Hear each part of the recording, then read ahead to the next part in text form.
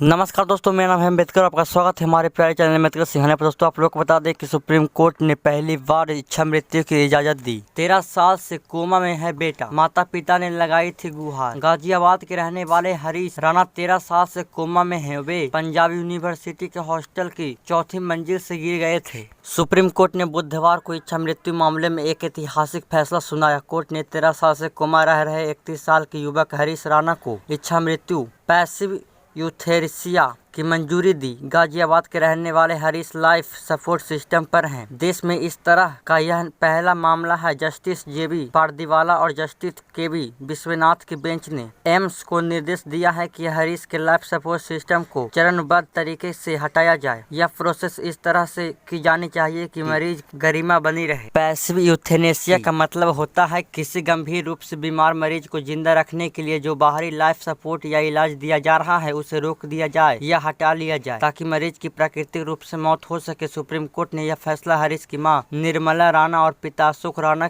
की इच्छा मृत्यु देने की अपील पर सुनाया। हरीश अपनी मां निर्मला राणा के साथ परिवार ने बताया कि बेटे के इलाज के लिए अपनी संपत्ति तक बेच दी, लेकिन अब तक आर्थिक बोझ बढ़ता जा रहा है। बेटे की तकलीफ भी नहीं देखी जाती। फैसले पर पिता अशोक ने कहा कि इसके लिए लंबे समय से लड़ रहे थे। कौन से माता पिता अपने बेटे के लिए ऐसा चाहेंगे? पिछले 3 साल से हम यह मामला लड़ रहे थे। अब तक उसे एम्स से ले जाया जाएगा। वह पंजाब यूनिवर्सिटी में टॉपर हुआ करता था। आप लोगों को बता दें कि हरीश हॉस्टल की चौथी मंजिल से गिरे थे और तब से ही वह बिस्तर पर ही हैं। दिल्ली में जन्मे हरीश राणा चंडीगढ़ की पंजाब यूनिवर्सिटी से बीटेक की पढ़ाई कर रहे थे। 2013 में वह हॉस्टल की चौथी मंजिल से गिर गए। इसकी वजह से उनके पूरे शरीर में लकवा मार गया और वह कोमा में चले गए। वह न कुछ बोल सकते हैं और न ही महसूस कर सकते हैं। डॉक्टर्स ने हरीश को क्वाड्रिप्लेजिया बीमारी से पीड़ित करार दिया। इसमें मरीज पूरी तरीके से फीडिंग ट्यूब यानी खाने पीने की नली और वेंटिलेटर सपोर्ट पर निर्भर रहता है। इसमें रिकवरी की कोई गुंजाइश नहीं होती। 13 साल से बिस्तर पर पड़े होने की वजह से हरीश के शरीर पर बेड सोर्स यानी गहरे घाव बन गए हैं। उनकी हालात लगातार खराब होती जा रही है। यह स्थिति हरीश के लिए बहुत दर्दनाक है। परिवार के लिए उन्हें ऐसा देखना मानसिक रूप से बेहद कठिन हो गया। वेंटिलेटर, दवाइयों, नर्सिंग और देखभाल पर कई साल से इतना खर्च हो चुका है कि परिवार आर्थिक रूप से टूट चुका है।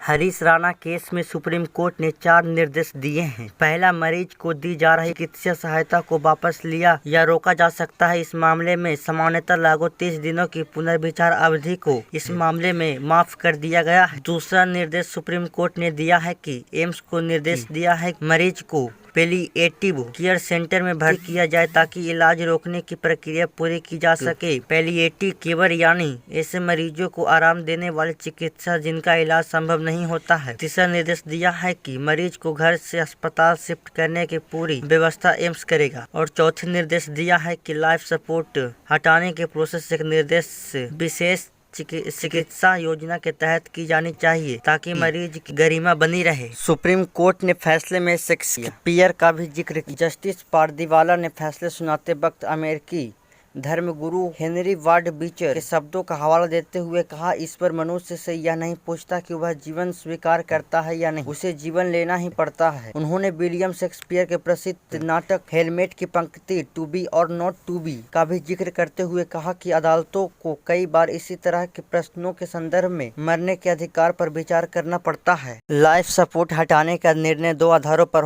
होना चाहिए। पहला, यह हस्तक्षेप चिकित्सा उपचार की श्रेणी में आता हो, यह मरीज के सर्वोत्तम हित में हो। अदालत ने यह भी कहा कि डॉक्टर का कर्तव्य मरीज का इलाज करना है, लेकिन जब मरीज के ठीक होने की कोई संभावना न हो तो यह कर्तव्य उसी रूप में कायम नहीं रहता। सुप्रीम कोर्ट ने केंद्र से कानून बनाने को कहा।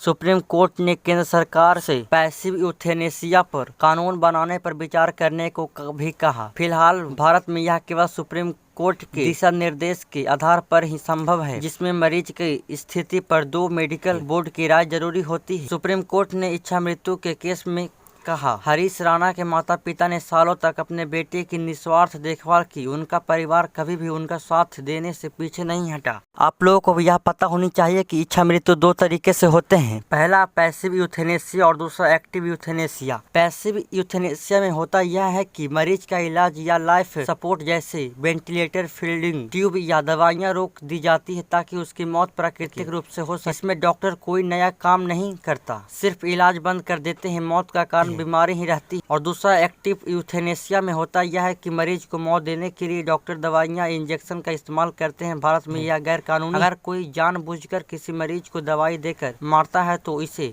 BNS की धारा के तहत हत्या या के तहत आत्महत्या में मदद माना जाता है। आइए जान लेते हैं भारत के संविधान में इच्छा मृत्यु का क्या कानून है। 2005 में कॉमन कॉज नाम की एक NGO ने पैसिव यूथेनेसिया यानी निष्क्रिय इच्छा मृत्यु के अधिकार की मांग करते हुए सुप्रीम कोर्ट में याचिका दायर की थी। इस पर 9 मार्च 2018 को CJI दीपक मिश्रा की अगुवाई वाली 5 जजों की बेंच ने इच्छा मृत्यु को कानून मान्यता दी। तब सुप्रीम कोर्ट ने कहा था अगर किसी मरीज को लाइलाज बीमारी हो या वेजिटेटिव स्टेट में यानी लाइफ सपोर्ट सिस्टम पर ही जिंदा हो तो प्राकृतिक तरीके से मृत्यु के लिए उसका इलाज बंद कर दिया जा सकता है। इसे इच्छा मृत्यु नहीं बल्कि सम्मान के साथ मृत्यु का अधिकार माना जाएगा। यह अधिकार संविधान के आर्टिकल 21 का हिस्सा है जिसमें सम्मान से जीने के साथ सम्मान से मरने का अधिकार है। 13 साल से बिस्तर पर पड़े होने की वजह से हरीश के शरीर पर बेड सोर्स यानी गहरे घाव बन गए हैं। यह हरीश कॉलेज टाइम की फोटोज है।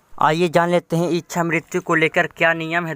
साल 2018 में पैसिव यूथेनेसिया को वैधता देते हुए सुप्रीम कोर्ट ने इसके लिए 2 तरीके से नियम बनाए। पहला, जब मरीज ने पहली ही लिविंग बिल लिख रखी हो। जब मरीज ने मेंटली फिट रहते हुए अपनी इच्छा से लिविंग बिल लिखी हो। इस लिविंग बिल में साफ तौर पर लिखा जाता है कि मरीज की बीमारी अलग अगर लाइलाज हो जाए यानी अगर वह अब कभी न होने लायक न बचे तो उसे सपोर्ट सिस्टम से हटा दिया जाए। सुप्रीम कोर्ट ने इसके लिए भी कुछ नियम बनाए हैं। 18 साल से ज्यादा उम्र और स्वस्थ व्यक्ति ही लिविंग बिल लिख सकता है। मरीज में ने 2 गवाहों के सामने लिविंग बिल साइन की हो। डॉक्यूमेंट्स को जुडिशियल मजिस्ट्रेट ने वेरीफाई किया हो। इलाज करने वाले डॉक्टर, हॉस्पिटल के मेडिकल बोर्ड और जिला स्तर के एक बाहरी मेडिकल बोर्ड की मंजूरी ली गई हो। दोनों बोर्ड की मंजूरी मिलने के बाद वेंटिलेटर और जैसे लाइफ सपोर्ट सिस्टम को बंद किया जा सकता हो। इस पूरी प्रक्रिया के बाद में परिवार को जानकारी दी जाती है। किसी भी तरह के विवाद की स्थिति में हाई कोर्ट में अपील की जा सकती है। दूसरा, जब कोई लिविंग बिल ना हो। जब मरीज अपने होश में रहते हुए लिविंग बिल नहीं बनाता तो उसका परिवार या करीबी ये फैसला ले सकते हैं कि हालांकि ये कितना आसान नहीं है। इसके लिए वर्ष 2018 में सुप्रीम कोर्ट के बनाए गए इन नियमों का पालन करना होता है। अस्पताल के डॉक्टरों का एक बोर्ड मरीज की कंडीशन चेक कर रिपोर्ट बनाता है। कलेक्टर 3 से 5 एक्सपर्ट्स का दूसरा मेडिकल बोर्ड बनाते हैं जो ये रिपोर्ट चेक करता है। दोनों बोर्ड सहमत होने पर इस फैसले जुडिशियली मजिस्ट्रेट के पास भेज दिया जाता है। मजिस्ट्रेट मरीज से मिलकर आखिरी निर्णय लेते हैं। अगर इसमें किसी तरह का विवाद स्थिति होती है तो हाई कोर्ट में अपील की जा सकती है। क्या इससे पहले ऐसे किसी स्थिति में हुआ है? हरीश राणा का मामला भारत में पैसिव यूथेनेसिया का ऐसा पहला मामला है जिसमें सुप्रीम कोर्ट ने बनाए नियमों फॉलो हो रहा है। दरअसल वर्ष 2018 में कॉमन कॉलेज फैसले में सुप्रीम कोर्ट ने नियम बनाए थे जब अब तक किसी मामले पर लागू नहीं हुए हैं। हरीश का केस पहला मामला है जिसमें इन्हें लागू किया जा रहा है। 11 दिसंबर को सुप्रीम कोर्ट ने दिल्ली एम्स को निर्देश दिया है कि वो दूसरी मेडिकल बोर्ड बनाए जो हरीश राणा की कंडीशन की जाँच करे। इस केस में प्राइमरी और सेकेंडरी मेडिकल बोर्ड की प्रक्रिया कोर्ट की निगरानी में चल रही है। हालांकि 2011 में अरुणा शानबाग केस में पैसिव यूथेनेसिया को पहली बार लीगल बनाया जो 2018 के कॉमन कॉलेज केस का आधार बना।